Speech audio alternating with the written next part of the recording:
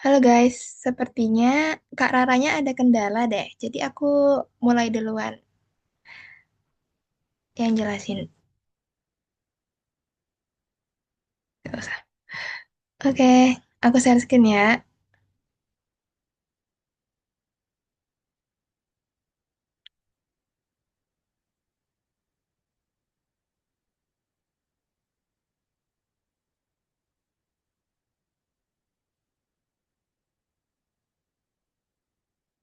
Apakah sudah terlihat? Sudah. Sudah, Kak. Oke, ini sebenarnya belum selesai. Mohon maaf semua, mohon maaf banget. Tapi rumusnya itu udah ada di itunya. Contoh soalnya nanti aku lengkapi waktu kirim. Oke, mungkin ke materi dulu ya. Aku akan jelasin di TM ini itu redox dan elektrokimia dulu. Next, besok aku bakal jelasin tentang hasil kali pelarutan. Lanjut, reaksi redox. Redox itu kan reduksi dan oksidasi. Nah, ciri-cirinya itu biasanya reduksi itu biasanya reaksi pelepasan oksigen. Itu reduksi. Kalau oksigennya ada di kanannya panah itu berarti reduksi. Terus pengikatan hidrogen, pengikatan elektron, kalau elektronnya di kiri itu reduksi. Terus ada penurunan bilox. Nanti dijelasin di sini. Yang kedua yaitu reaksi oksidasi. Reaksi oksidasi itu ciri-cirinya mengikat oksigen, melepas hidrogen, ada pelepasan elektron, terus ada peningkatan bilangan oksidasi. Nah, lanjut ke oksidator. Nah, zat yang mengalami reduksi itu namanya oksidator. Jadi kalau ada oksidator itu bukan mengalami oksidasi, tapi mengalami reduksi. Kenapa? Karena zat tersebut akan mengoksidasi zat lainnya. Ini zat pengoksidasi zat lain. Jadi dirinya akan mengalami reduksi. Nanti contohnya di bawah ya. Itu biasanya aseptor elektron, penerima elektron dari reduktor ini. Contohnya AMNO4, K2CR2O7, dan lain sebagainya. Ini dihafal ya, karena di soal itu bakal muncul so contoh-contohnya. Jadi hafalin aja. Bisa sih pakai logika, tapi biar cepet hafalin aja. Terus yang kedua itu reduktor. Sama kayak tadi, reduktor itu bukan mengalami reduksi, tapi mengalami oksidasi. Karena reduktor itu akan mereduksi zat lain. Jadi dirinya sendiri akan mengalami oksidasi. Biasanya reduktor itu akan mendonorkan elektron gitu. Karena kan oksidasi membutuhkan oksidasi melepaskan elektron gitu. Jadi kan mendonorkan elektron. Contohnya sebagai berikut. Nah, ini contoh reaksinya. Timah H2O2 plus MnO4- plus H plus menjadi 2Mn2 plus 5O2 plus 8H2O. Nah, kita hitung biloxnya satu-satu. H, H itu biloxnya plus 1 kan? Nah, biloxnya plus 1 karena ada 2, jadi plus 2. Untuk jadi 0, membutuhkan min 2. Nah, min 2 karena O2-nya ada 2, jadi min 1. Jadi biloxnya O itu adalah min 1. Gitu. Ada yang mau tanya gak tentang bilox? Udah gak sih di SMA? Apakah harus dijelaskan? Oke, lanjut aja dulu ya.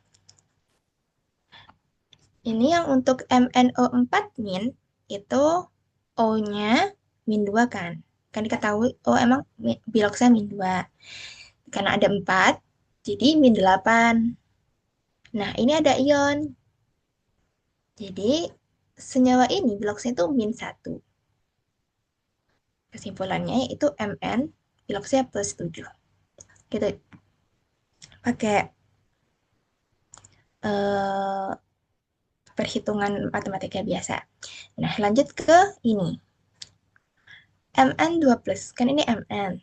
Ini ada Mn 2 plus. Kalau ini ionnya 2 plus, berarti biloxnya mengikuti ionnya. Berarti bilox Mn ini adalah plus 2. Kalau ada unsur tunggal seperti O2 ini, itu biloxnya pasti 0. Bukan min 2 lagi, tapi 0. Kalau ada unsur tunggal. Nah, untuk ini ya seperti biasa, H plus 1, O min 2. Nah, untuk eh, unsur yang sama sebelum reaksi, reaktan dan produknya itu sama, tapi biloxnya berbeda. Nah, ini ada O dan O2. H2O2 dan O2. Nah, ini terjadi perubahan bilox. Ada kenaikan, jadi min 1 jadi 0. Nah, karena ada kenaikan, karena yang tadi di atas, kenaikan bilox artinya oksidasi. Gitu. Nah, ini ada Mn juga. Ada perubahan. Sebelum reaksi plus 7. Setelah reaksi plus 2. Nah, turun kan? Kalau penurunan bilox artinya reduksi. Nah, yang mengalami oksidasi, H2O2 mengalami oksidasi menjadi O2. Artinya H2O2 itu adalah reduktor. Nah, untuk MnO4- itu mengalami reduksi. Artinya MnO4- adalah oksidator. Gitu. Selanjutnya, langsung ke contoh soal aja.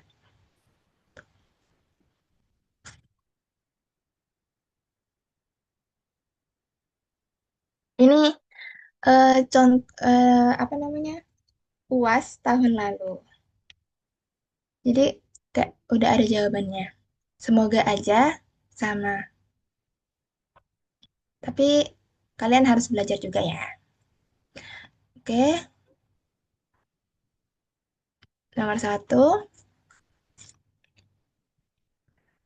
Ada reaksi kayak gini. Mn2 plus plus 2E. Jadi Mn nolnya itu min 1,18 dan seterusnya. Nah, ini karena reaksinya itu terdapat elektron dan ditanyakan N0-nya dari sini, maka kita nggak bisa langsung menambahkan katoda dikurangi anoda. Kita harus pakai energi Gibbs di sini. Jadi perhitungannya itu, ini kan, maaf ya agak rapi. Ini kan ini N0-nya min 1,18. MnO4 ini, reaksi ini, itu N0-nya plus 1,51. Jadi kita harus cari masing-masing energi Gibbs dari masing-masing reaksi ini. Caranya pakai rumus delta G sama dengan min F E. Delta energi Gibbs sama dengan min, ini elektron, N itu elektron, jumlah elektronnya, dikali F itu Faraday, biasanya Faraday itu 96.500. Nah, ini nolnya ini ya pakai ini. Jadi disubstitusikan aja. Ini F-nya sebenarnya ada, tapi biar gak ribet, kita misalkan tulis F aja. Bentar. Oke, perhitungan biasa, delta G ini N0-nya dimasukin. Delta G1 untuk yang Mn2 plus ini min 1,18 dimasukin, terus dikali aja. Min 2 kali min 1,18 jadinya 2,36 F. Nah, selanjutnya yaitu yang untuk reaksi kedua. Ini kan 1,51 dimasukin jadi min 7,55 F. Nah, baru ini bisa ditambah. Hmm, Tunggu, tunggu, tunggu. Ya, ini hasilnya delta G ini dia. Nah, delta G-nya sama dengan min 5,19 hasil dari ini. G1 tambah G2. Nah, selanjutnya disubstitusikan untuk mendapatkan E0-nya dari reaksi ini. Reaksi Mn ini menjadi ini. Ya, masukin. Tadi kan udah ketahui min 5,19 F. 5,19 F. Sama dengan elektronnya di sini kan 7E. Jadinya N-nya dimasukin 7 dikali F kali E. 0. Ya udah biasa aja. Min 5,19 F dibagi min 7 F. Terus di kalkulator aja jadi plus 0,74 volt. C jawabannya gitu. Lanjut nomor 2. Nomor 2. Jika diagram sel dapat digambarkan sebagai berikut. Hg gini gini gini gini, maka persamaan reaksi di sel tersebut adalah. Nah, ini perlu diketahui bahwa kalau di kiri itu anoda, kalau di kanan itu katoda. Karena anoda reaksi akan bergerak dari anoda ke katoda, gitu. Jadi anoda ke katoda. Ini artinya jembatan garam. Yang dua ini jembatan garam yang memisahkan antara anoda dan katoda, gitu. Artinya ini akan mengalami reaksi oksidasi. Nah, sementara ini karena katoda akan mengalami reaksi reduksi. Reduksi ini. Nah, ini reaksinya. Ini tunggu dulu. 2Hg lanjut ya. Hg ini kan Hg pertamanya. Hg menjadi dan Cl min menjadi Hg2Cl2, ya kan? Nah, Hg plus Cl min jadi Hg2Cl2. Nah, untuk menyetarakan reaksi, kan ini Hg2, Hg-nya di produk itu ada 2, jadi ininya 2 Hg gitu ya. Cl ini ada 2 Cl min. Nah, plus 2E karena min. Harus disetarakan juga elektronnya. Nah, selanjutnya untuk yang katoda Fe3 plus menjadi Fe2 plus. Fe3 plus jadi Fe2 plus. Nah, terus karena ini 2E, jadi ini harus 2E juga dikali 2. 2, 2, 2. Nah, ini 2E-nya bisa dicoret. Seret, seret.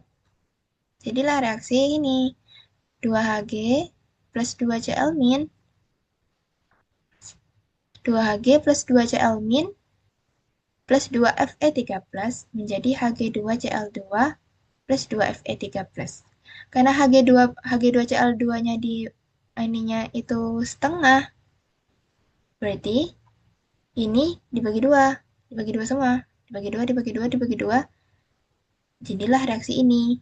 Nah, itu jawabannya adalah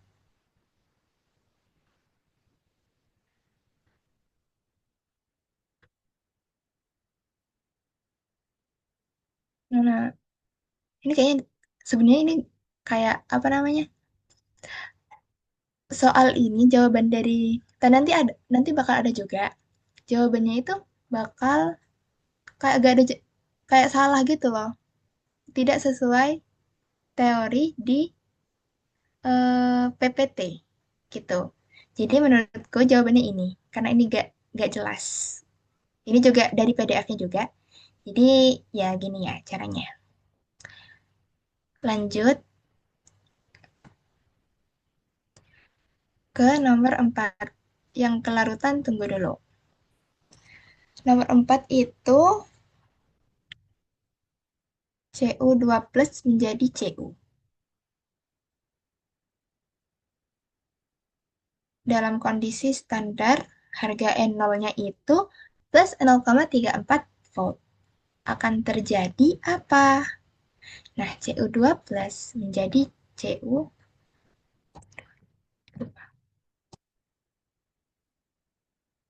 Nah, Cu2 plus menjadi Cu. Ini kan biloxnya 2 plus. Ini biloxnya 0. Nah, 2 plus menjadi 0, itu berarti terjadi penurunan bilox. Berarti apa? Berarti kalau penurunan bilox, reaksinya reduksi.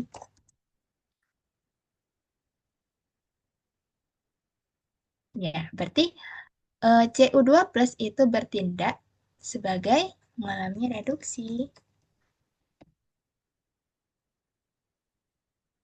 Udah sih, turun. Bertindak sebagai oksidator. Kita lihat gimana sih ini. Oke, kita lihat nomor satu. Reaksi reduksi berjalan ke kanan. Reduksi berjalan ke kanan. Nah, karena N0-nya ini positif, ya, berarti reaksinya berjalan ke kanan. Spontan ke arah kanan. Terus nomor 2, Cu2 plus adalah reduktor. Cu2 plus itu oksidator. Berarti nomor 2 itu salah. Nomor 3, Cu2 plus adalah oksidator. Ya, betul. Ini oksidator. Reaksinya oksidasi. Salah. Reaksinya reduksi. Gitu.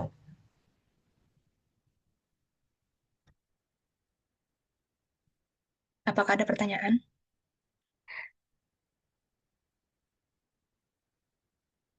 1, 2, 3, 4, 5. Oke, lanjut. Gampang nggak sih ini? Oke, nomor 12. Fe Cl2 plus K2 Cr2O7, bla bla bla. Setengah reaksi oksidasinya adalah, nah kita lihat kalau kayak gini, biasanya yang berubah itu unsur apa sih? Nah, kita lihat nih. FeCl2 di produknya ada FeCl3. Nah, kelihatan Cl2 dan Cl3. Berarti ada perubahan ion. Iya, ion dari Fe-nya kalau kayak gini. Berarti ini merupakan setengah reaksinya gitu. Nah, terus lanjut ke K2Cr2O7. Biasanya Cr itu yang berubah, K dan O itu sama gitu biloxnya. Cr di sini K2Cr2O7 menjadi CrCl3. Artinya kayak ada perubahan ion juga bilox di sini. Nah, itu bisa itu merupakan salah satu setengah setengah reaksinya. Nah, kita lanjut ke buat reaksi eh, setengah reaksinya. Mulai dari FeCl2 kan itu berarti Fe-nya 2 plus kan. Terus menjadi FeCl3 berarti Fe-nya 3 plus. Nah, di sini kan 2 plus dan 3 plus itu agak setara. Berarti elektronnya harus ada di kanan biar setara ionnya. Ada pelepasan elektron. Nah, lanjut ke Cr2O7 2 min dan menjadi Cr3 plus. Ini kan Cr itu min 2 min 14 plus 12 plus 6 kan. Menjadi plus 3. Berarti untuk setara membutuhkan 3 elektron di kiri. Nah, tadi yang pelepasan elektron, oksidasi itu kan pelepasan elektron. Nah, yang melepaskan elektron itu Fe kan. Elektronnya di kanan. Berarti setengah reaksi oksidasinya adalah Fe. Ini tidak terlihat. Gitu. Yang E jawabannya. Kasih deng. Oksidasi.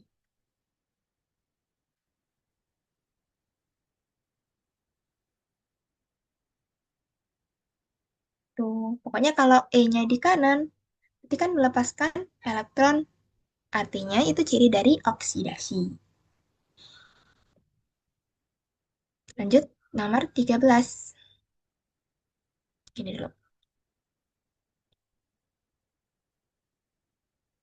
Pada reaksi redoks pada sel elektrokimia yang memiliki harga GGL positif, maka reaksi akan berjalan spontan. GGL itu gaya gerak listrik. Gaya gerak listrik itu sama dengan E0. Nih, ada di mana? TM12 halaman 13. Nih, GGL itu simbolnya E. Gitu. Nah, kalau GGL-nya positif, N0-nya positif, coba lihat di sini. Positif. Nah, kita lihat reaksi spontan itu delta Gibbs-nya harus negatif biar spontan. Ini diingat. Reaksi spontan itu delta Gibbs-nya negatif. Berarti untuk ini negatif, ini kan udah ada negatifnya. N0-nya kalau negatif juga akan menghasilkan positif. Negatif dikali negatif kan jadi positif. Berarti nanti reaksinya nggak spontan. Artinya N0-nya tuh harus positif biar spontan gitu. Makanya ini benar. Kalau GGL-nya positif, itu reaksi akan berjalan spontan. Benar. Ya, ini pernyataan benar. Nah, yang sebab reaksi redoks tergantung pada suhu.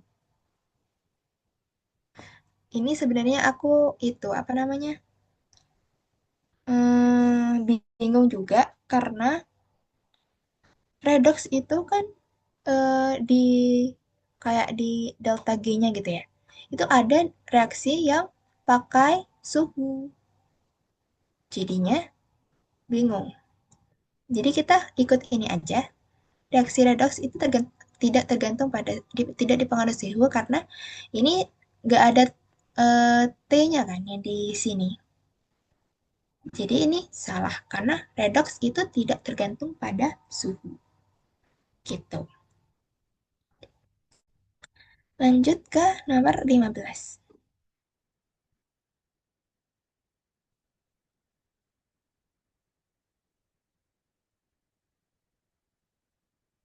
Pada reaksi di bawah ini, bla bla bla bla bla bla, N0-nya segini, N0-nya yang ini segini, maka delta Gibbs-nya untuk reaksi tersebut adalah. Ini juga soalnya aku ada perbedaan jawaban sama ini, karena nggak tahu ini kok bisa segini, nggak ngerti. Kalau nanti mungkin kalian menghitung ini, terus hasilnya segini, itu bisa disampaikan ya. Oke, lanjut ke ini. Reaksi setengah setengah setengah reaksinya. Jadi reaksi berikut. Ini lihat di I2. I2 di setelah di produknya jadi menjadi imin. Berarti ada perbedaan biloks di sini. Coba aku fokusin. Nah, I2 menjadi 2 imin. Berarti ada 2 E di sini. Membutuhkan 2 elektron. Iya. Berarti ini adalah reaksi reduksi. Ya kan? Karena mengikat elektron. Kalau yang ini 2Cl-.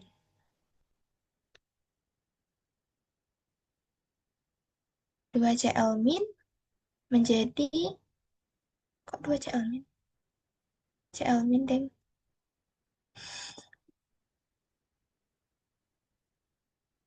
Cl- menjadi ClO plus E. Berarti ini reaksi oksidasinya. Reduksi, oksidasi.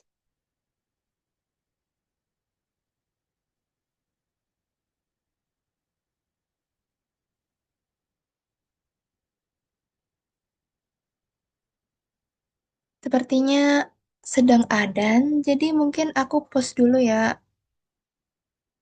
Kita lanjut setelah adan, azan. Sebentar.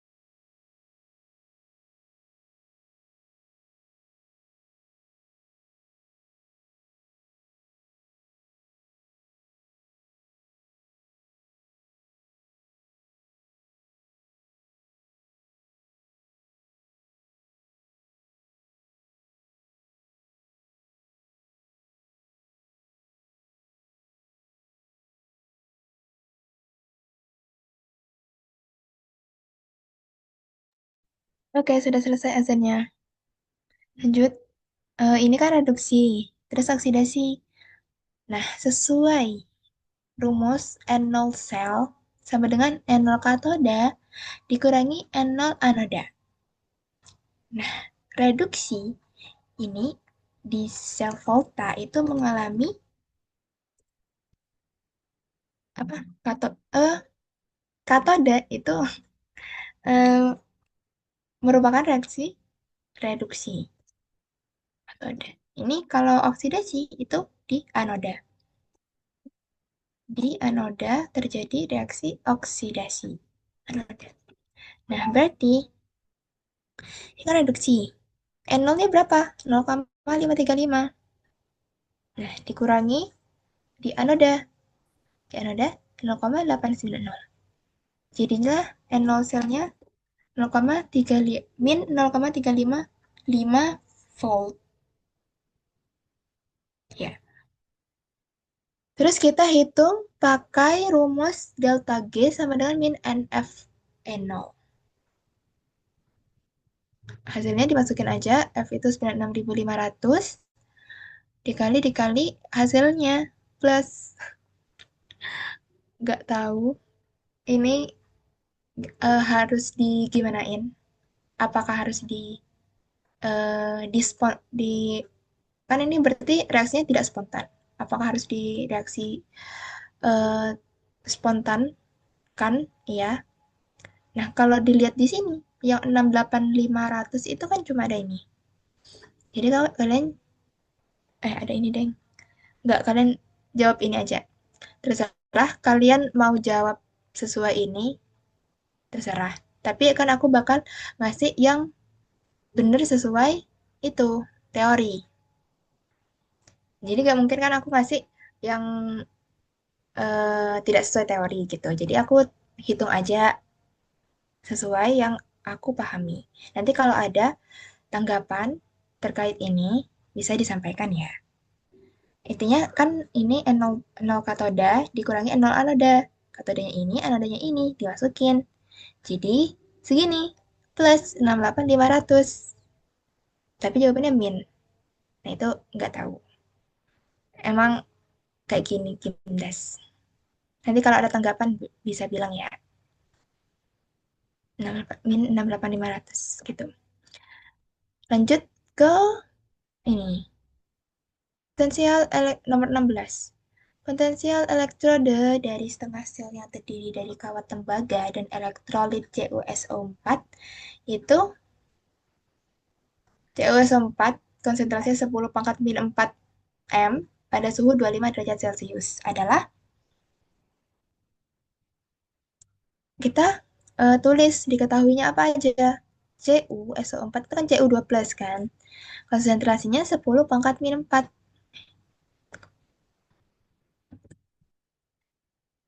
Nah, N0-nya, N0 dari Cu2+ itu 0 plus 0,34. Tadi juga ada di soal sebelumnya. Cu2+ itu N0-nya 0,34. Terus R-nya emang 8,314. Terus T diketahui 25 derajat Celcius. Nah, reaksinya kok sama dengan sih? Ya, reaksinya itu Cu2+ menjadi Cu. Nah, membutuhkan 2 elektron.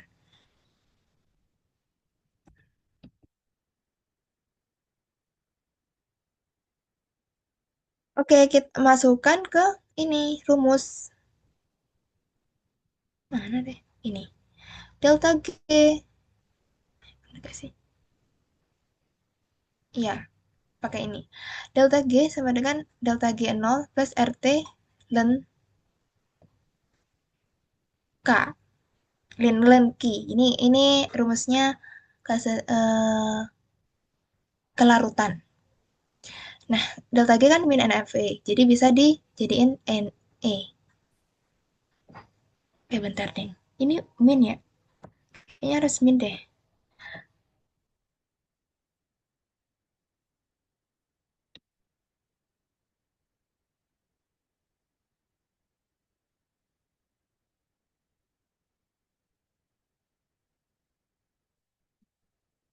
Ini. Lanjut, dimasukkan ke rumus ini. RT. Ya, betul.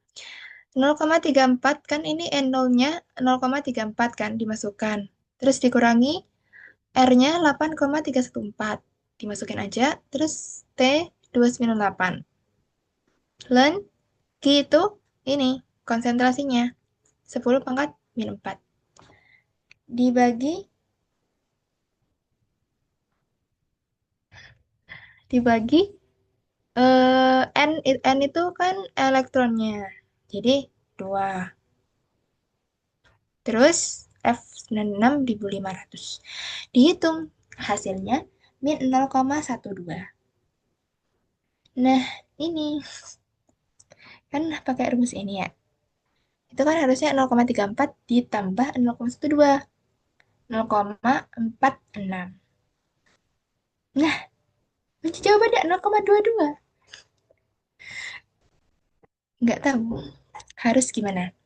Kalau pakai yang tadi plus, itu emang hasilnya 0,22. Tapi kan nggak bener. Itu jadinya aku stay kayak gini ya.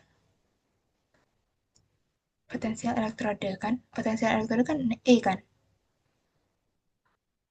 Potensial elektroda sesuai kan. Udah, sesuai banget nih. Sama banget. Oh, wait. Ya, karena aku pakai LEN. Ini one lock. Sama aja. Iya, gitu. Kalau kalian nanti ngerjain, mungkin bisa jawab A. Tapi jawabannya sebenarnya ini 0,46 gitu. Aku tidak akan memberikan hal sesat. Karena ini sesuai teori gitu. Kalau kalian ikut jawabannya ini, terserah.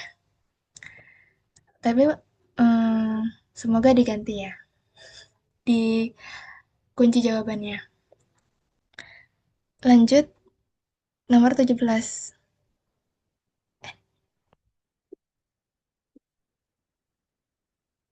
Nah, pada reaksi redoks pada sel elektrokimia akan berjalan ke kanan. Bila perubahan energi listrik bernilai nol, sebab harga GGL reaksi redoks bernilai negatif. Pada reaksi redoks pada sel elektrokimia, reaksi akan berjalan ke kanan, berarti reaksi berjalan ke kanan itu spontan. Perubahan energi listrik bernilai nol. Nah, tadi kalau spontan, delta G-nya negatif. Berarti ini salah. Sebab harga GGL reaksi redoksnya bernilai negatif. Harga GGL reaksinya itu harusnya, nih, lihat di sini. Apabila sel ditulis elektroda negatif, reaksi sel terjadi adalah spontan dan GGL sel akan bertanda positif. Jadi kalau spontan itu GGL-nya positif harusnya. Nah, ini harga GGL reaksi redoksnya bernilai negatif. Jadi salah. Tapi jawabannya benar. Itu beda lagi jawabannya sama teori. Reaksi akan berjalan ke kanan kan? Ke kanan kan? Ini ke kanan berarti spontan.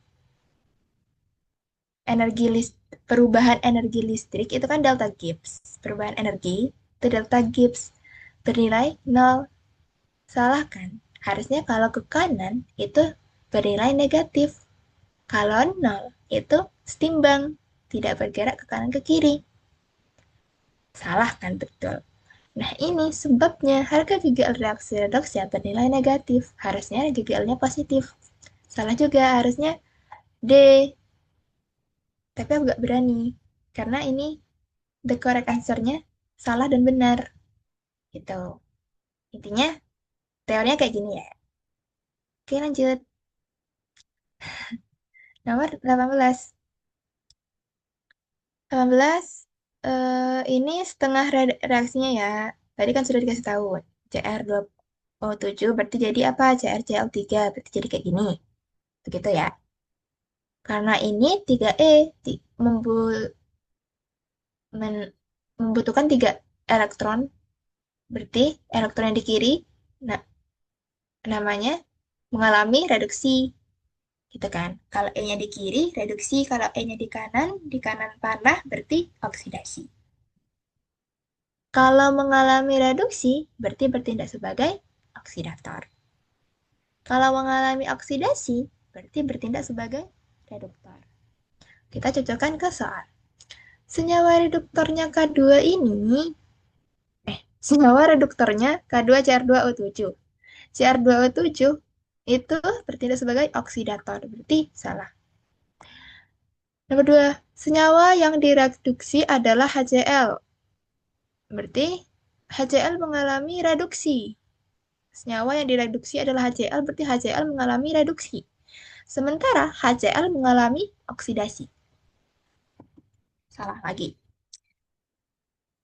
Nomor 3, senyawa oksidatornya HCl.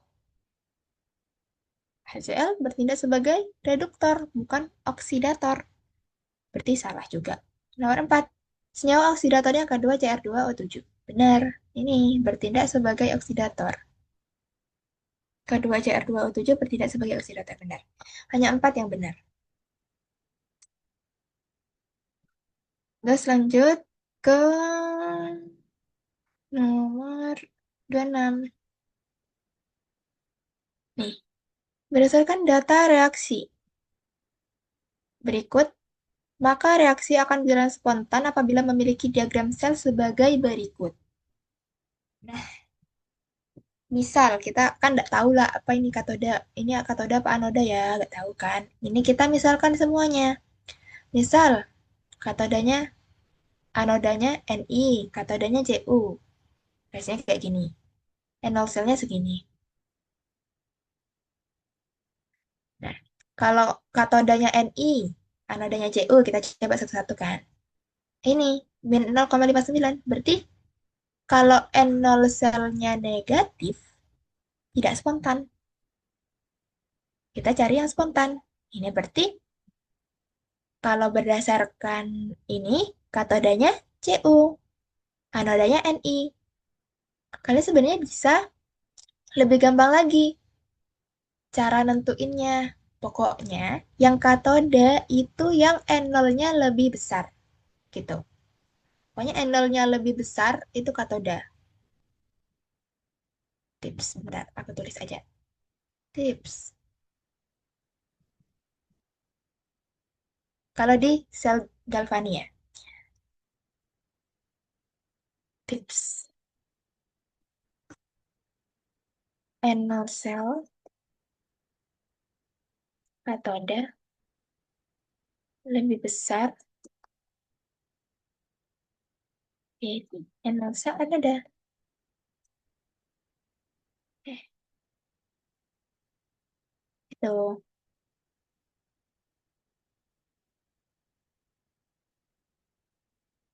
Ini kan lebih besar. Berarti ini katoda, ini anoda. Itu gampangnya. Kalau pengen ngitung satu-satu gak apa-apa. Biar lebih cepet aja sih. Pakai kayak gini. Terus, berarti notasi diagram selnya gimana? Diagram sel itu anoda, jembatan garam, katoda. Anoda di kiri, katoda di kanan. Karena dari anoda, elektronnya mengalir dari anoda ke katoda. Gitu. Nah, yang anoda yang mana? Ni. Ni berarti di sini. Ini ingat ya, yang ada ionnya itu yang deket sama jembatan garamnya. Oke, gitu ya. Yang ada ionnya deket sama jembatan garamnya. Berarti yang anoda ini Ni, jembatan garam, jembatan garam. Ni, terus Ni2+, jembatan garam, katodanya Cu.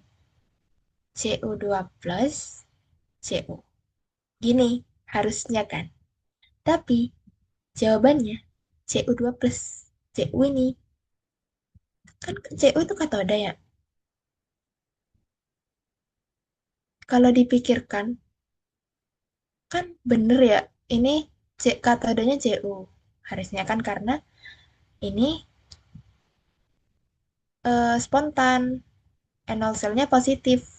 Tapi malah jawabannya kayak gini. Ya, kalau secara teori, anoda ke katoda. Harusnya jawabannya ini. Ni memberikan elektron ke Cu. Gitu. Gitu ya. Coba lanjut.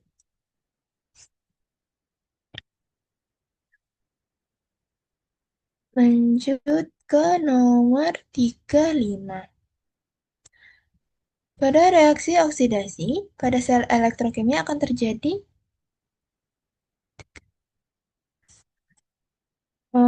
reaksi oksidasi.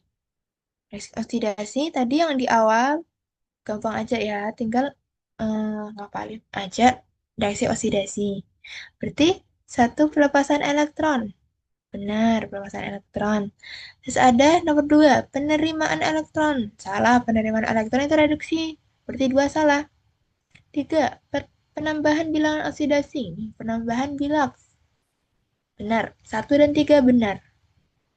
Empat, kita lihat terjadi reaksi di katoda. Nih, anoda ada reaksi oksidasi. Terjadi reaksi oksidasi. Jadi, oksidasi itu terjadi di anoda, bukan katoda. Jadi empat salah.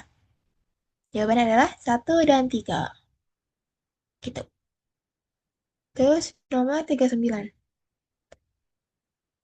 Reaksi di bawah ini termasuk dalam reaksi, ya berarti kalau nih pengikatan oksigen. Coba lihat pengikatan oksigen apa? Nih, oksidasi. Berarti pengikatan oksigen itu oksidasi. Jadi cirinya, nih, pengikatan oksigen kan? Ini benar. Terus pelepasan atom H. Nih, pelepasan hidrogen. Berarti benar juga. Yang C, reaksi peningkatan biloks. Peningkatan biloks. Nih, peningkatan bilangan oksidasi. Itu benar juga. Yang E, reaksi oksidasi. Benar juga. Reaksi oksidasi mengikat oksigen. Jadi jawabannya A, B, C, D. Benar semua. Lanjut, nomor 40. Proses kimiawi di bawah ini berlandaskan pada reaksi reduksi dan oksidasi. Yang satu, respirasi. Coba lihat ini. Respirasi itu membutuhkan O2, ya kan? Kita kan menghirup O2 kan? Terus melepaskan CO2. Nah, eh, tips untuk apakah ini reaksi redox atau bukan, itu lihat aja ke apakah ini punya unsur tunggal atau enggak gitu. Kan O2 itu unsur tunggal, udah pasti ini adalah reaksi redox gitu. Respirasi berarti merupakan reaksi redox. Fotografi juga ini Ag plus menjadi kan fotografi itu aku cari membutuhkan perak membutuhkan perak pakai perak. Jadi ini juga ada di eh, PPT reaksi ini Ag plus plus E menjadi Ag termasuk berarti fotosintesis juga kan ada membutuhkan O2. Kok membutuhkan O2 sih fotosintesis? Salah kebalik, maaf ya. Astagfirullah.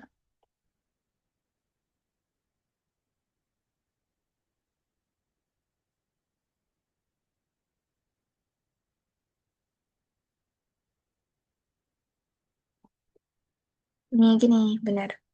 Fotosintesis melepaskan O2. Yang ada ini ada unsur tunggal, berarti redox juga. Elektrolisis. Elektrolisis itu kan termasuk tadi kan elektrokimia. Elektrokimia itu dibagi menjadi dua. Ada sel Galvani atau sel Volta dan sel elektrolisis. Berarti sel elektrolisis itu termasuk reaksi redox. Jawabannya adalah semua benar. Semua benar. Lanjut, nomor 43. Nomor 43 itu bila harga konstanta keseimbangan sama dengan satu, maka reaksi redoks akan berjalan ke kanan, sebab harga perubahan energi listriknya sama dengan nol. Ini sebenarnya anomali juga. Harga konstanta keseimbangan. Konstanta keseimbangan sama dengan satu, itu artinya kondisinya setimbang. Tidak bergeser ke kanan kiri.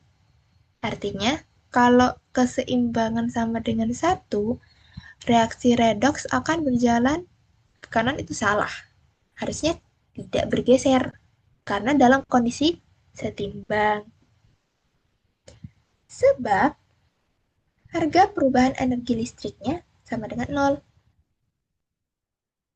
Perubahan energi listrik itu kan energi Gibbs. Nah, coba kita masukkan ke rumus. Ya, masukkan ke rumus ini. Delta G sama dengan min RT ln K. Ini uh, khusus yang rumus ini. Dimasukin K-nya 1. Bulan 1 itu sama dengan 0. Jadi kalau K-nya 1 setimbang delta G-nya 0. Sesuai kan? Delta G 0 berarti kondisinya setimbang. Benar. Berarti ini jawabannya. Berarti ini D benar. Salah, ini salah kan? Tidak berjalan ke kanan tapi harusnya tidak bergeser. Tidak berjalan ke kanan atau ke kiri. Ini salah. Sebabnya benar. Karena delta G-nya 0. Gitu.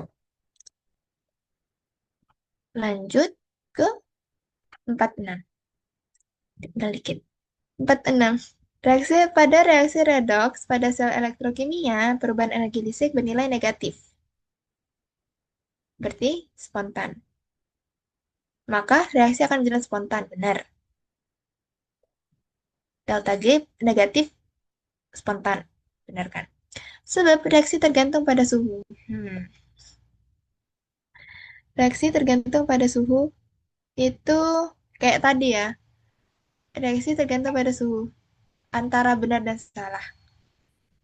Kalau yang ikut yang tadi, redox, itu tidak bergantung pada suhu. Kayaknya aku Tidak ketemu aja deh. Alah. Tapi ini juga gak ada jawabannya. Harusnya, kan ini harusnya, nih, korek berarti pernyataan salah dan akibat salah. Tapi, and delta Gibbs negatif, itu kan harusnya spontan. Harusnya itu benar. Nah, kalau sesuai teori, itu mm, benar. Kalau teori, tapi kunci jawabannya salah. Ya, berarti kunci jawabannya. Nggak tahu. Ini kurang teliti deh. Atau sengaja gak ngerti. Yuk, lanjut.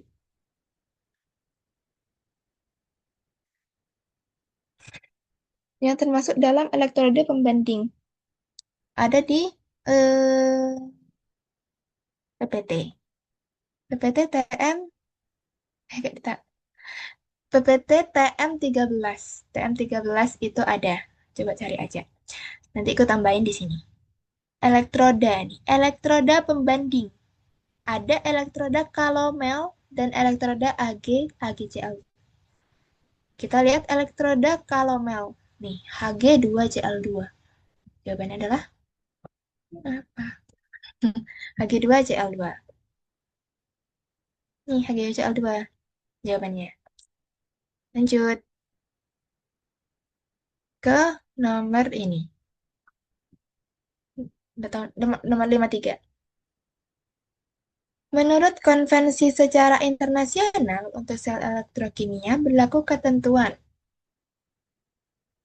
Kita lihat di sini untuk notasi sel ini. Sel elektrokimia. Anoda, pokoknya di kiri, katoda itu di kanan. Gitu ya. Anoda itu oksidasi, katoda itu reduksi. Kita lihat nomor satu. Reaksi oksidasi terjadi di elektroda sebelah kiri. Benar, karena anoda itu kan oksidasi. Jadi ini kiri, oksidasi kiri. Benar, satu benar. Dua, reaksi oksidasi terjadi di elektroda sebelah kanan. Oksidasi salah kan? Oksidasi itu terjadi di kiri. Reaksi reduksi terjadi di elektroda sebelah kanan.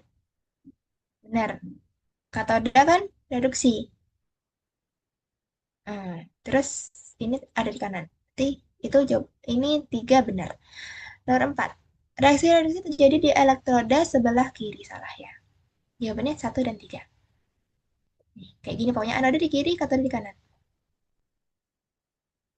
Lanjut. Nomor 54. Ini gampang.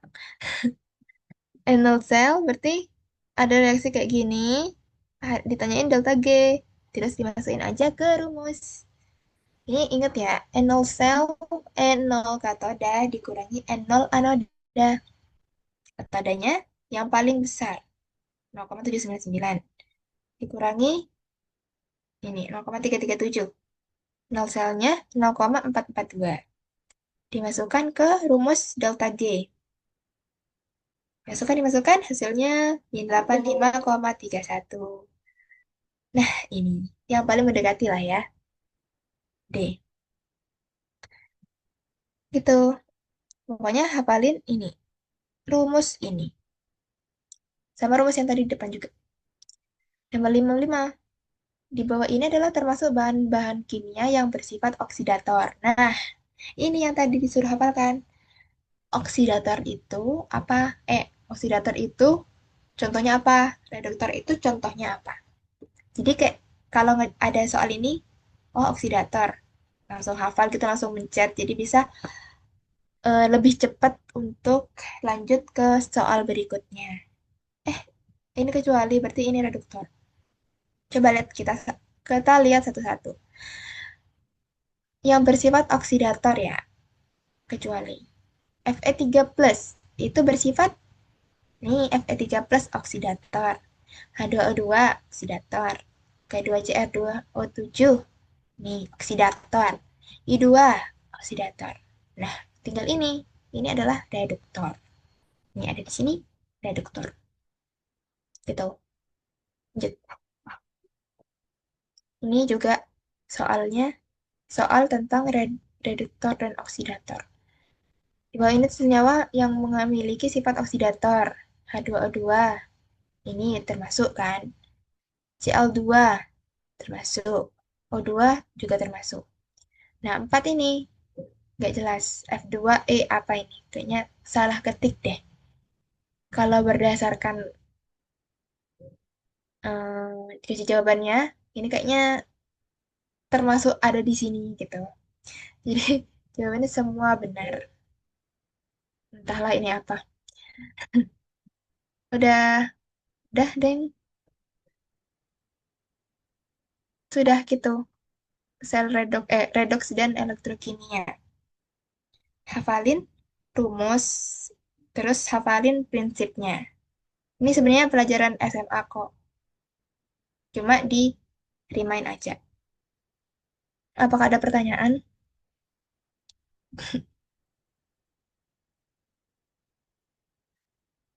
Waktunya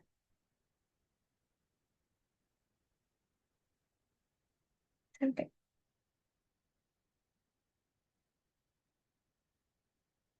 Mungkin kalau ada pertanyaan itu bisa disampaikan aja. Terus, atau kalau nggak sekarang, bisa di PC ke aku ya. Nanti mungkin nanti bakal ku revisi. Ku sampaikan di grup.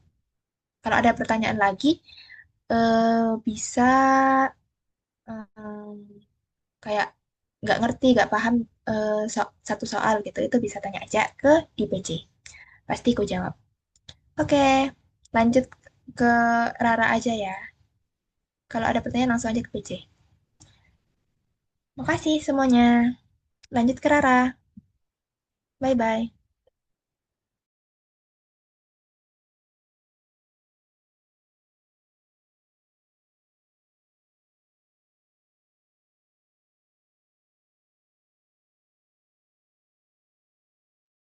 Halo guys, maaf ya atas kendalanya tadi.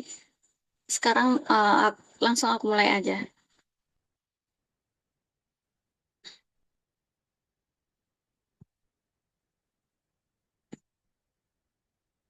Apakah ini sudah terlihat, teman-teman? Aman, Kak. Oke. Aku mungkin mulai dari ringkasan materinya dulu ya. Jadi aku di sini nanti akan menjelaskan materi par sama besok itu materi hidrolisis. Jadi untuk dapat sendiri atau yang sering kita sebut sebagai larutan buffer atau buffer solution itu merupakan larutan yang memiliki kemampuan untuk mempertahankan pH sebesar 1 unit pH pada penambahan sedikit asam atau basa.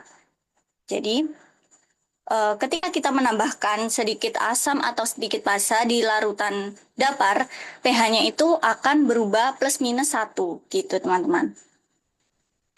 Kemudian untuk fungsi buffer sendiri, fungsi utamanya itu untuk menstabilkan pH. Jadi contohnya aja, kita di industri farmasi contohnya di sediaan tetes mata. Sediaan tetes mata itu biasanya ada parutan buffernya. Karena apa? Ketika kita membuka sediaan tetes mata itu kan ada yang multiple dose, maksudnya multiple dose itu kayak kita gunakannya berkali-kali gitu kan. Nah, kalau kita buka tutup botolnya itu bisa mempengaruhi pH dari sediaannya. Oleh karena itu, ditambahkan larutan buffer atau larutan dapar ini untuk menjaga agar pH sediaan tetes mata ini tetap dalam rentangnya gitu, teman-teman. Untuk macam-macam dapar sendiri, yang pertama ini ada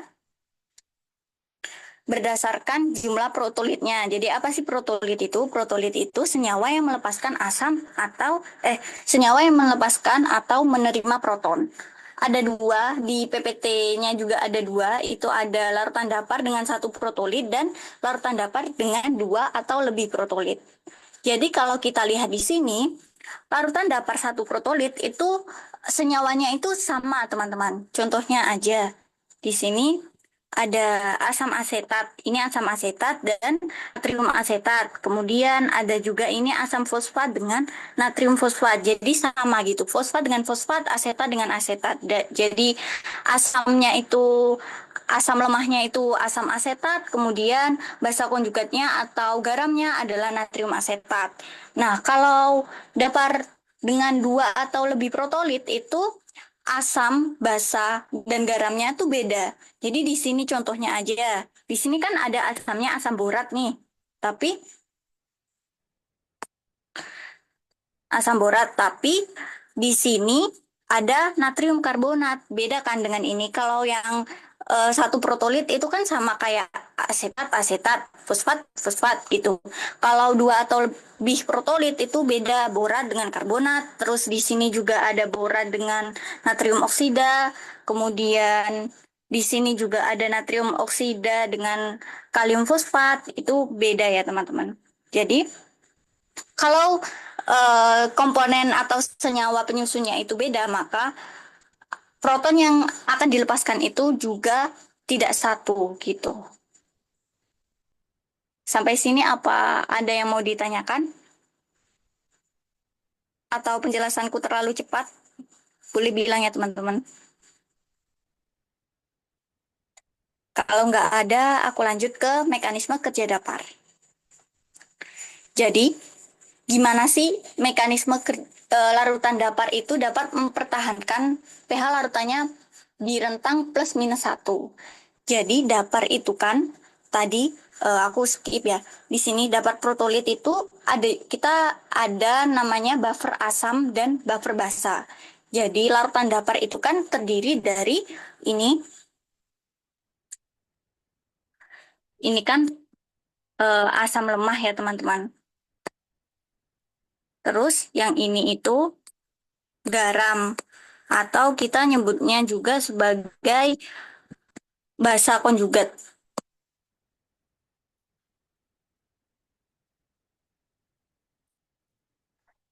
Kalau komponennya itu asam lemah dan basa konjugatnya atau garamnya itu termasuk buffer asam. Kalau misal komponennya itu terdiri dari basa lemah, contohnya adalah NH4OH atau NH3 dengan garamnya contohnya NH4Cl, itu adalah buffer basa. Gitu teman-teman. Nah, di mekanisme kerjanya kan tadi udah aku jelasin bahwasannya komponen dapar itu terdiri dari asam atau basa lemah dengan garamnya. Kita masuk aja ke contohnya supaya lebih gampang. Jadi di sini contohnya adalah dapar asetat.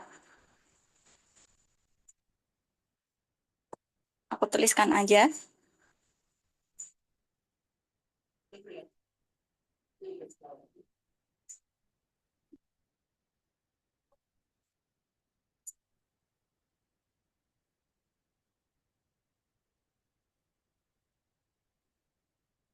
Dapar asetat itu terdiri dari asam asetat dan garamnya. Di sini ketika kita menambahkan sedikit asam di dalam larutan dapar, maka asam itu kan akan melepaskan H+ ya teman-teman. H+ atau biasanya kita tulisnya itu H+, tapi sebenarnya H+ itu lebih benarnya adalah H3O+.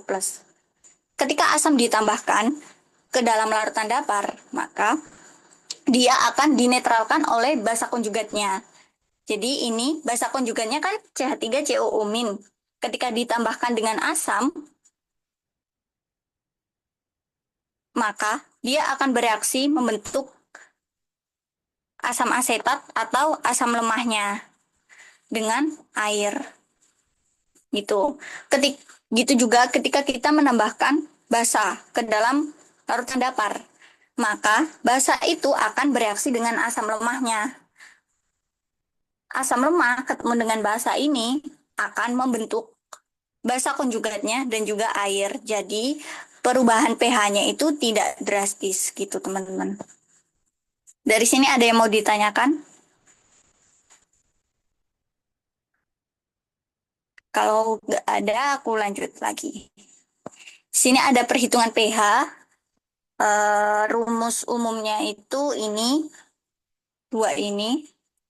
Ini adalah rumus Henderson-Hasselbalch. Nanti aku jelaskan langsung di contoh soalnya. Kemudian yang terakhir itu ada kapasitas dapar. Jadi kapasitas dapar itu merupakan kemampuan larutan dapar untuk menahan perubahan pH-nya. Jadi sesuai dengan fungsi dari dapar itu sendiri. Ada dua rumusnya. Yang pertama itu rumus beta. Ini yang rumus yang umum digunakan. Cuman ada yang rumus yang lebih baik itu adalah rumus Van Slyke. Gitu. Nanti kalau ada soalnya juga aku jelaskan langsung di soalnya aja ya teman-teman, biar lebih gampang. Terus yang terakhir ini ada kapasitas dapur maksimum. Jadi kapasitas dapur maksimum itu tercapai ketika konsentrasi asam atau basa itu sama dengan konsentrasi garamnya. Nah, karena konsentrasi asam atau basanya ini sama dengan konsentrasi garamnya, maka pH-nya nanti itu akan sama dengan pKa-nya. Kenapa bisa seperti ini? Karena balik lagi dari rumus yang ini tadi, rumus Henderson-Einzelberg, pH kan pH sama dengan pKa plus log garam dan asam. Ketika garam dan asamnya itu konsentrasinya sama, maka lognya akan menjadi log 1. Jadi ketika pH sama dengan pKa plus log 1 itu kan 0, makanya pH-nya sama dengan pKa gitu teman-teman. Dari sini ada yang mau ditanyakan? Kalau nggak ada, kita lanjut ke soalnya.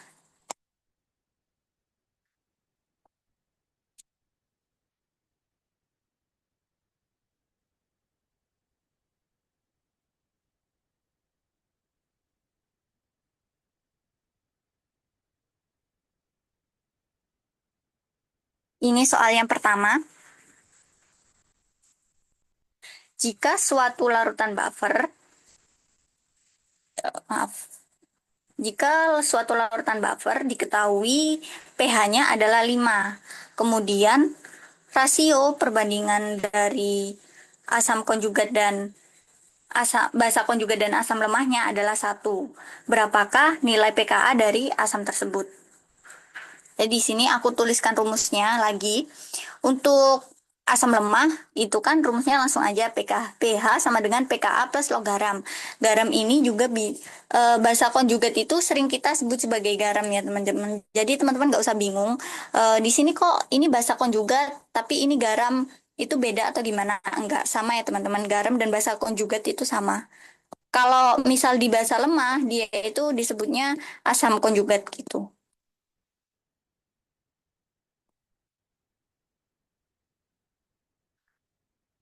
Ini langsung aja kita masukin ke rumusnya. pH kan tadi diketahui pH-nya 5. pKa-nya yang ditanya. Kemudian ditambah dengan log rasionya tadi 1. Jadi 5 sama dengan pKa plus log 1 itu kan 0. Jadinya pKa-nya itu 5. Tuh. Jadi ini jawabannya udah benar dan sesuai sama kuncinya. Terus yang kedua, soal kedua, manakah dari berikut ini yang bukan termasuk kriteria larutan buffer? Yang pertama, yang opsi A, dapat mempertahankan pH terhadap penambahan asam basa. Ini benar, ini kan sesuai dengan definisinya tadi ya, bahwasanya larutan dapur itu larutan yang mampu mempertahankan pH sebesar 1 unit pH terhadap penambahan asam atau basa. Kemudian fungsinya yang B itu kan digunakan untuk menjaga stabilitas pH larutan. Itu juga benar, itu adalah fungsi utama dari dapur itu sendiri. Kemudian yang C, efektif dalam rentang pH plus minus 1 dari pKa. Ini juga benar, teman-teman, karena apa? Karena tadi yang udah aku jelasin di mekanisme kerjanya, kalau misal dia itu komponennya kan dari asam atau basa dengan garamnya. Masing-masing komponennya itu punya kerjanya sendiri. Jadi kalau misal rasionya itu, rasio maksimumnya itu kan 10 banding 1 ya. Jadi ketika dilogkan itu hasilnya 1. Jadi kalau rasionya sudah 10:1 atau 1:10, itu udah rasio maksimumnya. Dan kalau 1:10 berarti kan ada satu komponen yang dia itu sedikit banget jumlahnya. Jadi ketika komponen itu sedikit jumlahnya, misalnya komponen yang sedikit jumlahnya itu komponen asamnya gitu kan. Kalau kita tambahkan basa yang agak banyak kelarutan itu tadi, larutannya itu akan berubah drastis, pH-nya akan naik tinggi banget gitu. Jadi makanya dia efektif hanya di rentang pH plus minus 1 gitu.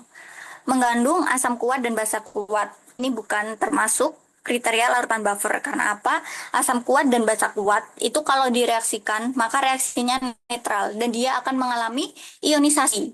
Dia tidak punya kemampuan untuk mempertahankan pH larutan. Yang terakhir terbuat dari asam lemah dan basa konjugannya. Benar, kalau terbuat dari asam lemah dan basa konjugannya tadi kita sebutnya sebagai buffer asam. Tuh. Jadi ini jawabannya udah benar yang D. Kemudian lanjut ke soal nomor 3. Dalam pembuatan sirup obat, pH larutan harus dijaga agar tidak mengubah stabilitas senyawa aktifnya. Manakah dari pasangan berikut yang membentuk buffer efektif pada pH sekitar 3,5? Jadi, yang udah aku jelasin tadi bahwasanya buffer itu efektifnya adalah di pH pKa plus minus 1. Jadi di sini, kalau ini sebenarnya caranya itu nggak ada caranya sih teman-teman. Ini kayak kita emang harus tahu gitu loh PKA-nya dari tiap-tiap masing jawaban ini berapa. Karena PKA itu kan nilai tetapan ya, jadi nggak bisa kira-kira juga. Emang harus tahu aja gitu. Nah, ini tadi aku cari pKa dari masing-masing jawabannya. Yang pertama ini kan asam karbonat. Asam karbonat itu nilai pKa-nya adalah sekitar 6,35. Berarti kan dia efektifnya di 7,35 atau 5,35. Tidak sesuai. Nah, kalau asam formiat itu efektifnya di asam formiat pKa-nya 3,75. Makanya efektifnya itu eh, di rentang 2,75 atau di 4,75. Kemudian kalau asam borat itu rentangnya di 10,24 atau di 8,24. Kalau amonia rentangnya 10,25 atau enggak di 8,25. Ini rentangnya. Kalau asetat berarti di 3,75 sampai dengan 5,75. Nah, di sini yang paling mendekati itu adalah pKa-nya asam format. Maaf.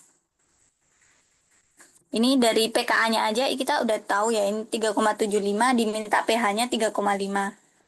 Jadi yang paling efektif digunakan dalam sediaan ini adalah yang B, asam format dengan natrium format. Dari sini ada yang mau ditanyakan? Kalau nggak ada, aku lanjut ke soal berikutnya. Larutan buffer tidak bisa dibuat dari pasangan.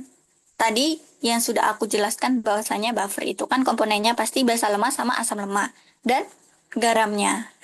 Kita bedah satu-satu. Kalau asam klorida, HCl itu kan termasuk asam kuat ya. Oh,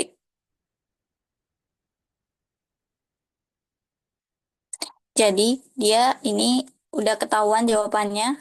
Yang A itu salah. Dia bukan buffer. Terus kalau amonia NH3 atau NH4 itu dia itu basa lemah.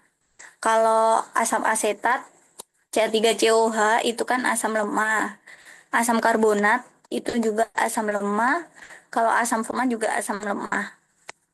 Jadi di sini yang asam kuat itu cuman asam klorida. Jadi yang bukan buffer adalah yang opsi A. Gitu.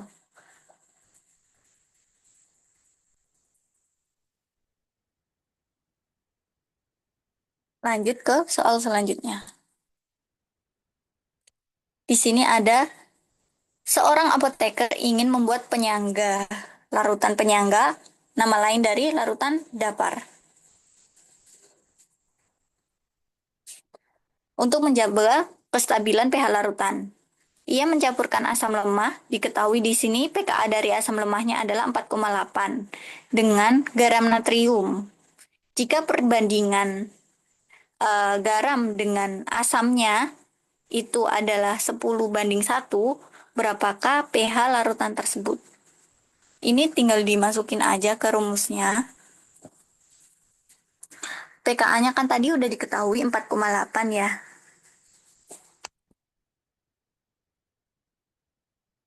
Ditambah dengan log perbandingan garam dengan asamnya itu 10:1.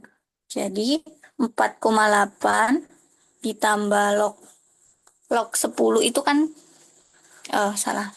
Bentar. Gini aja.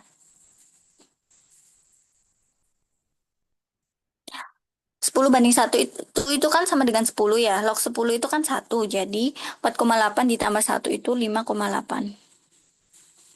Jadi ini jawabannya udah benar. Yang A, 5,8. Lanjut ke soal berikutnya. Suatu larutan garam menghasilkan pH 5,4. Maka kemungkinan berasal dari kalau pH-nya di bawah 7, berarti itu adalah buffer asam. Kalau pH-nya di atas 7, maka dia adalah buffer basa.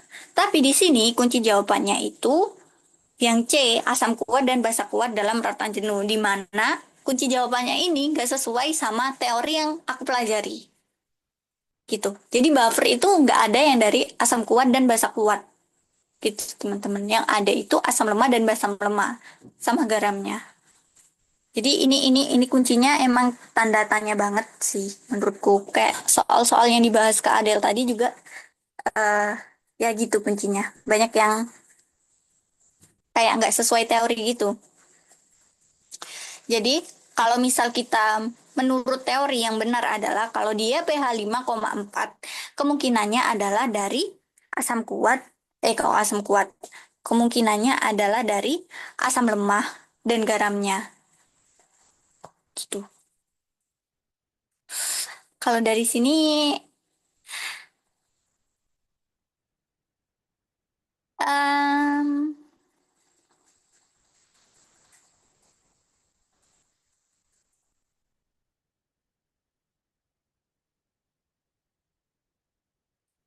kalau dari sini ini tuh maaf teman-teman, di sini yang ditanya itu adalah larutan garam, bukan larutan buffer. Kalau misal larutan garam itu pH-nya 5,4, kalau dari setahu aku itu harusnya dari ini asam kuat dan basa lemah. Karena apa? Kalau misal di sini asam kuatnya kita tambahkan sedikit dan basa lemahnya banyak, maka dia akan mengalami pengeceran sehingga pH-nya itu akan naik karena adanya penambahan basa. Kalau misal kita tambahkan asam kuat dan basa kuat, yang ada dia itu netral, bukan lagi di pH 5,4 gitu. Ya, Sarah, kamu kuat. Masih ada itu. Minggir. Minggir, minggir, minggir, minggir. Minggir, minggir, minggir.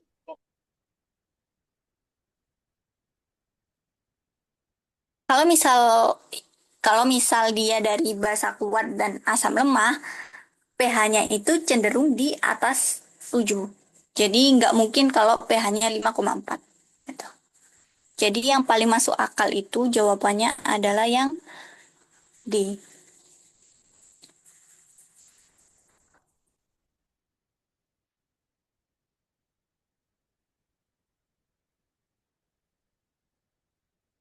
Ada kayak mau ditanyakan?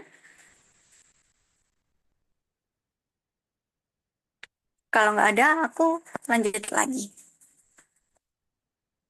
Di sini ada soal dalam proses pembuatan larutan injeksi, stabilitas pH penting untuk menghindari iritasi. Manakah alasan paling tepat untuk menjaga buffer? alasan paling tepat mengapa buffer digunakan dalam formula injeksi tersebut. Ya, ini tadi sesuai dengan fungsi utamanya bahwasanya buffer itu menjaga pH agar tetap stabil. Jadi ini jawabannya udah benar, yang B. Kemudian soal selanjutnya, di sini diketahui 5 mili larutan buffer yang terdiri dari 0,1 molar NH3 dan 0,1 molar NH4Cl. Diketahui pKa dari NH3 atau NH4 plus, dia bentuk, kalau NH3 di dalam air itu kan bentuknya NH4OH ya, makanya ketika dia terion bentuknya itu NH4 plus. Jadi pKa NH4 plusnya atau NH3-nya itu 9,25. Ditanya pH larutan tersebut. Nah, yang perlu teman-teman ketahui di sini bahwasannya NH3 itu kan senyawa basa lemah. Ini kan senyawa basa lemah. Jadi, rumus pH-nya itu sedikit berbeda dengan asam lemah. Kalau misal asam lemah, yang di atas, yang bagian atas ini, itu adalah garamnya. Tapi kalau misal basa lemah, yang di bagian atasnya itu adalah basa lemahnya, gitu. Garamnya ada di bawah. Aku tuliskan juga di sini. Ini teman-teman di sini bisa lihat. Ini beda. Ini kalau di sini, kalau asam lemah yang di atas itu garam, kalau basa lemah yang di atas itu basa. Bisa juga kalau misal diketahui basa lemah yang diketahui itu pKb-nya, itu pakai cari pOH-nya. Kalau cari pOH-nya yang sama-sama yang di atas ini sama kayak asam lemah yang di atas garam, basa lemah yang di atas juga garam gitu. Ini mempermudahkan teman-teman untuk ingat aja sih. Kalau yang di atas itu lognya adalah log garamnya atau basa konjugatnya. Gitu. Kembali lagi ke soal ini.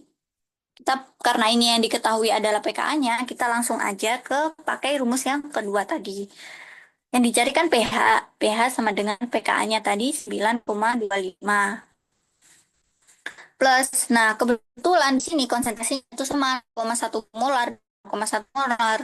Kalau dibagi hasilnya kan 1, berarti log 1. Log 1 itu 0. Jadi kayak langsung aja 9,25. Tuh. Jawabannya adalah yang C. Jadi teman-teman kalau misal nanti ada soal lagi, angkanya beda, tapi kalau misal perbandingan garam dan asamnya itu sama, maka pH-nya sama dengan pKa. Sama kayak yang aku jelasin di kapasitas dapar tadi. Gitu. Gak usah ngitung, kayak langsung aja gitu.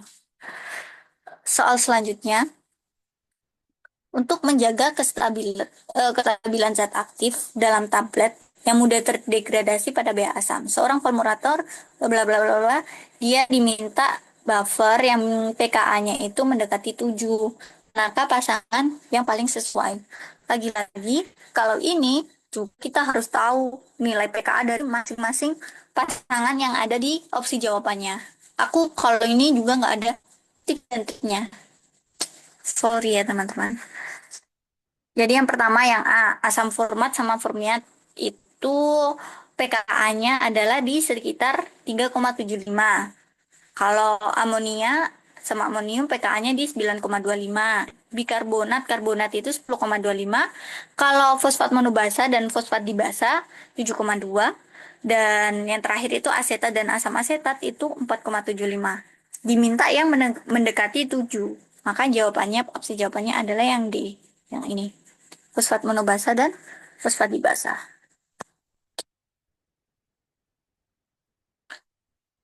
Lanjut ke soal selanjutnya. Larutan buffer akan efektif jika pH-nya berada dalam rentang sesuai yang aku jelasin tadi, bahwa pH larutan buffer itu cuman efektif di rentang plus minus 1 dari pKa-nya. Lanjut ke soal selanjutnya. Dalam formulasi sediaan farmasi, buffer itu digunakan untuk mengontrol pH.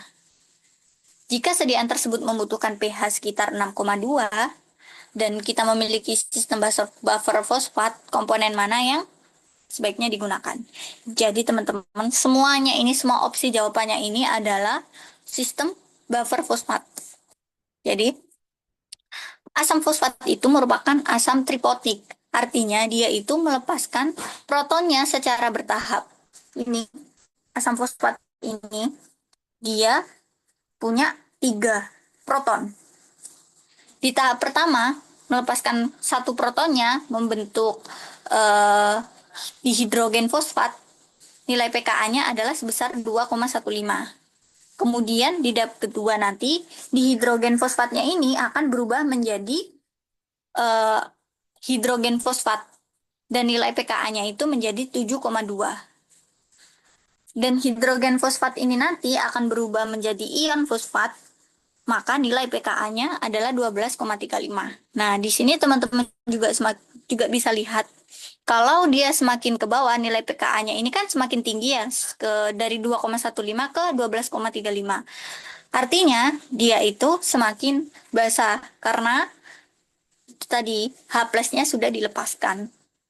Nah, yang diminta di sini adalah yang pH-nya sekitar 6,2. Jadi, yang paling tepat jawabannya adalah yang ini, yang dihidrogen fosfat menjadi hidrogen fosfat.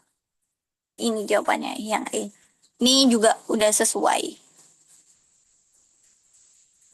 Kalau opsi yang A ini nggak mungkin, karena kan tadi pelepasan protonnya itu secara bertahap ya. Pelepasan H+-nya tuh secara bertahap. Jadi nggak mungkin dari 2 jadi kayak nggak ada sama sekali protonnya di sini. Ini kan di sini nggak ada proton sama sekali. Jadi kayak kita bisa langsung skip ini. Ini pasti jawabannya salah gitu. Ini salah. Jangan deh kalau di sini. Ini salah. Terus kalau yang B ini masih memungkinkan kan karena selisih H-nya itu 1. Terus yang C juga memungkinkan karena kayak selisih H-nya 1 gitu. Yang D nggak mungkin juga soalnya tadi aku udah bilang kalau dia pelepasan H-nya itu bertahap. Di sini dari 3 di sini nggak ada H-nya sama sekali. Jadi kayak ini juga nggak mungkin. Yang paling sesuai adalah ya ini. Yang E. Lanjut ke soal selanjutnya. Nah ini, dalam pembuatan sediaan sirup, pH yang sedikit basah diatur dengan menambahkan garam.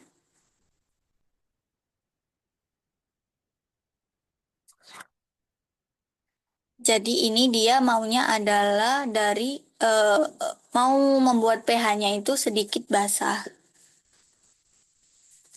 Karena gimana? Di sini kita lihat garam yang pertama adalah AlCl3. Al itu kan dari AlOH ya. AlOH itu adalah senyawa basa lemah.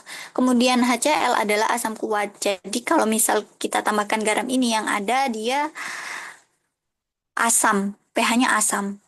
Terus yang kedua, yang opsi B, FeSO4 ada garam FeSO4 itu terdiri dari komponennya adalah FeOH2 dan H2SO4. FeOH2 itu termasuk senyawa basa lemah. H2SO4 adalah senyawa asam kuat. Jadi ini nggak mungkin juga.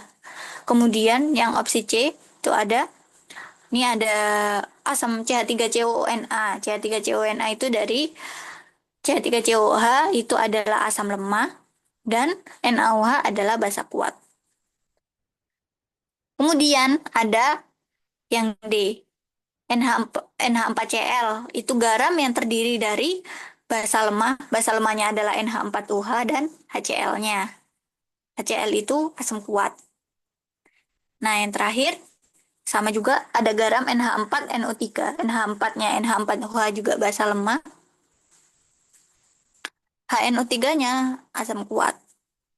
Nah, dari sini kita sudah bisa lihat bahwasanya semua opsi jawaban itu kan terdiri dari kayak basa lemah, asam kuat, basa lemah, asam kuat, kecuali yang opsi C. Jadi jawabannya adalah yang C.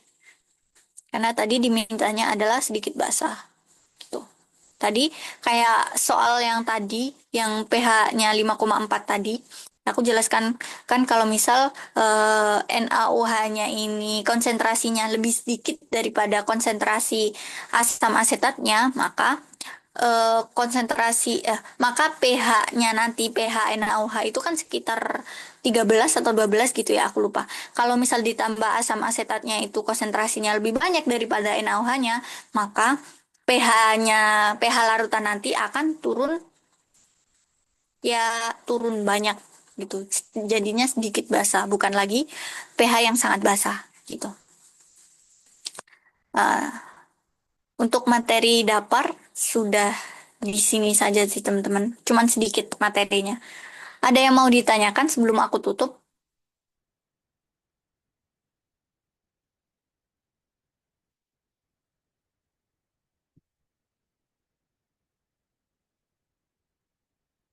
Kalau misal nggak ada pertanyaan, kayaknya cukup ya teman-teman, tutornya sampai hari ini sampai 15.49. Aku minta maaf juga karena tadi di awal sempat ada kendala.